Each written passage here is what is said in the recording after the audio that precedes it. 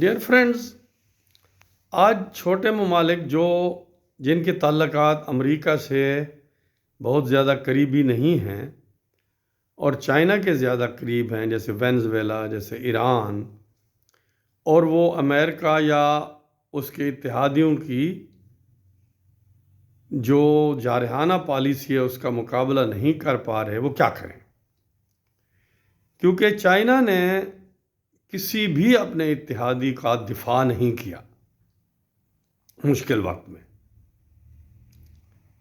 اب اگر چائنا کی یہی پالیسی جاری رہتی ہے تو ان ممالک کے لیے کیا آپشن بچتی ہے؟ ایک تو یہی ہے کہ اسی طرح مار کھاتے رہیں، ان کے وسائل پہ یونائٹڈ اسٹیٹس آف امریکہ یا دوسرے ممالک قبضہ کر لیں۔ اگر ایسا نہیں تو پھر انہیں واضح طور پہ ایک تو چائنا سے کہنا چاہیے کہ بھائی اگر آپ ایسا نہیں کر پا رہے یا نہیں کرنا چاہتے تو پھر ان چائنا کے ساتھ تعلقات کو آگے بڑھانے کا کوئی فائدہ نہیں۔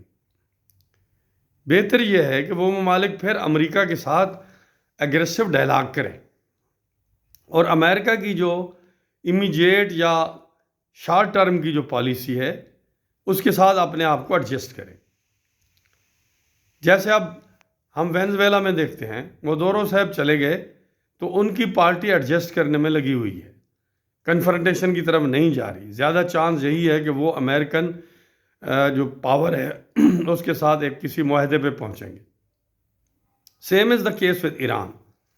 ایران کو چاہیے کہ اگر وہ اس قدر زیادہ دباؤ میں ہیں تو دوبارہ جنگ اور کنفرنٹیشن اور تصادم کی طرف جانے سے بہتر ہے کہ وہ امریکہ کے ساتھ ایک ڈائلاگ پہ جائیں اور بڑی حد تک اپنے آپ کو پیچھے ہٹائیں اور اس صورتحال سے خود بھی حکومت بھی نکلے اور عوام کو بھی نکالے، کیونکہ ایرانی عوام تنگ آ چکے ہیں غربت سے، بے روزگاری سے، اکانومی آگے نہیں بڑھ رہی، مذہبی رہنماؤں کے تشدد سے اور ان کے جبر سے۔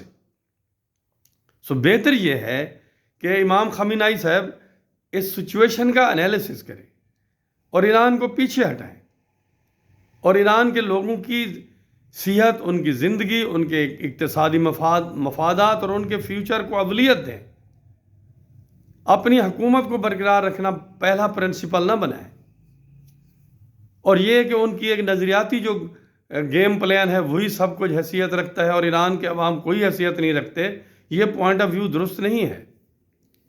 اور پاکستان نے اچھا کیا کہ جب انہوں نے دیکھا کہ امریکہ کو چائنا روک نہیں پا رہا تو اس نے اپنی تعلقات امریکہ کے ساتھ بیلنس کیے اور چائنیز کو کہہ دیا کہ اگر ہم امریکہ کے ساتھ کسی بھی کنفرنٹیشن میں نہیں جانا چاہتے تو باقی ممالک کو بھی یہی راہ اختیار کرنی چاہیے۔ Thank you very much.